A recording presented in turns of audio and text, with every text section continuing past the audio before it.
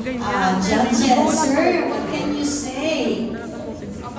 Okay po. Good morning everyone. I was not even thinking that they are primary schoolers.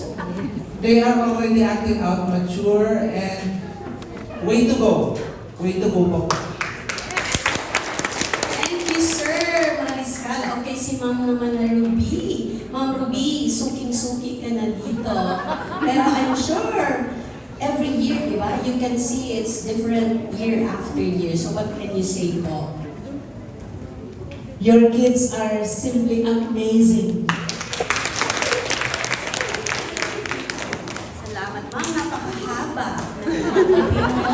Yes, ma'am. Ma'am Bessie Rhonda. Salamat po sa pagpunta. Yes. First time po, ma'am. Yes po. I'm really surprised. Ang gagaling ng mga bata na yung mag-memorize pa lang and then actually parang giving soul to the pieces. Ang galing-galing talaga.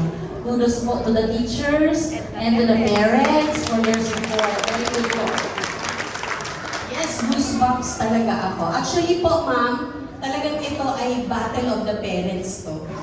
Kasi sila talaga ang coaches dito. Kaya palakpakan po natin yung ating mga...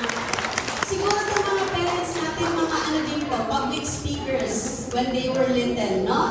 Yes. So talagang, syempre, ipapasa mo yung inyong corona sa inyong mga anak. I'm so proud of the kids. Nakita niyo po yung difference. Kahit walang mikropono, di ba?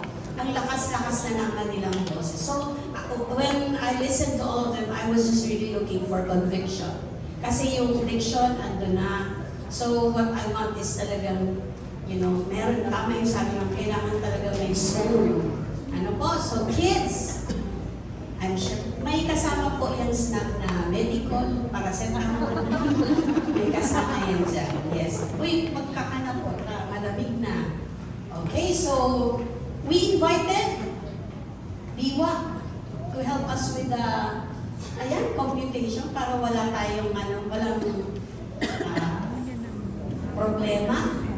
Yes, etong mga teachers. Palakpakan niyo po yung mga, sino ba yung mga in charge